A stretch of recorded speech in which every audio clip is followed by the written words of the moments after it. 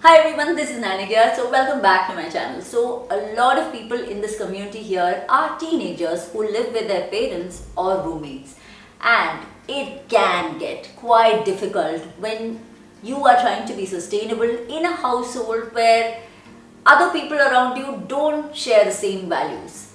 And hopefully the tips I have for you today will help you lead a more harmonious life even when around people who don't care about the environment.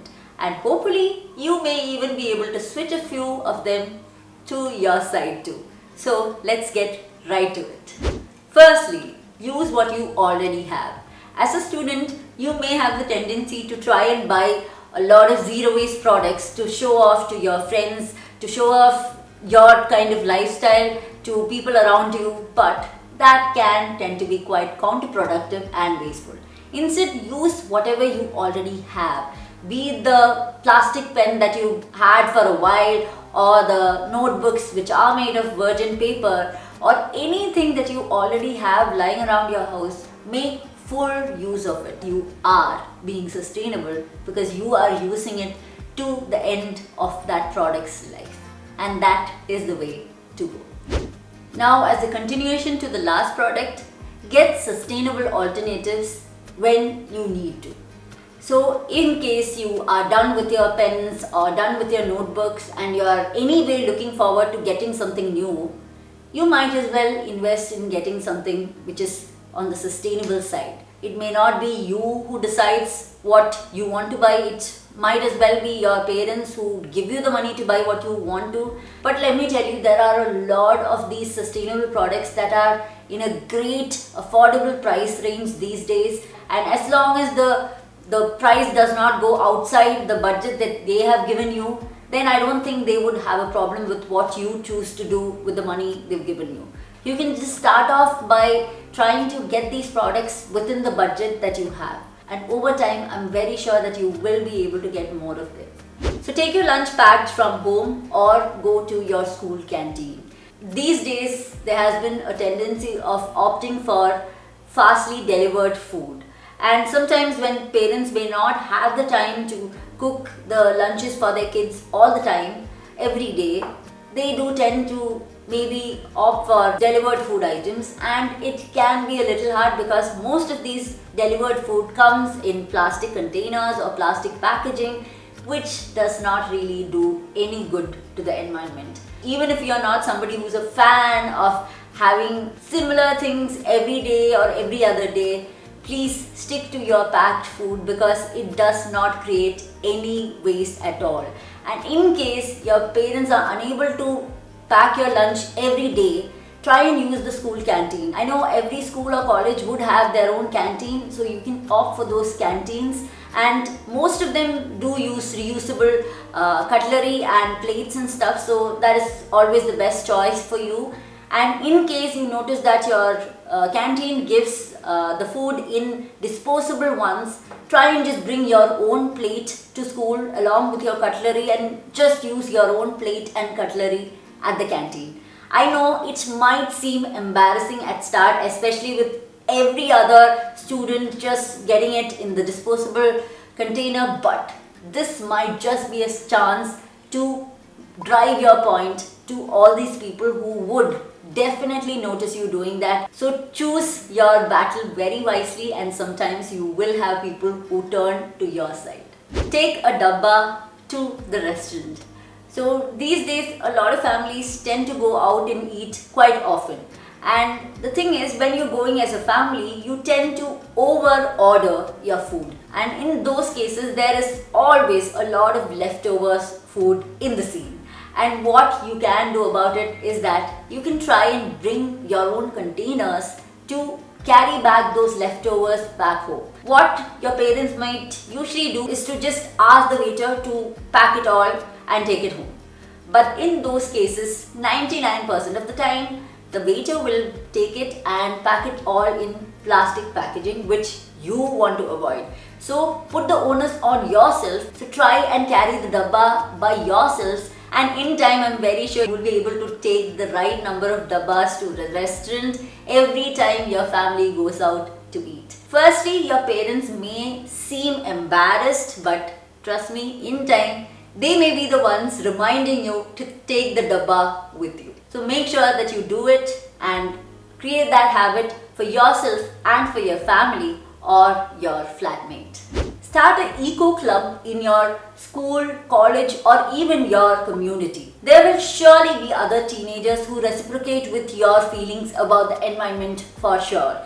And you may just not know about that until you form a club for everybody with similar mindset. So I'm sure that most schools will be welcome to that idea. So you can just form a club and you will be able to meet people or other teenagers who have similar mindsets, and you will be able to share your problems, your inspirations with each other, and you won't have to always feel left out, especially when people in your family or your roommates may not really care about what you believe in. So you will have a small community of people who believe in what you do, and they will be the people that are the support that you need through your journey. So do try and form a club of some sort in your school or your college, and definitely you will be finding a lot of people who think similar to you, and you will not be left out anymore.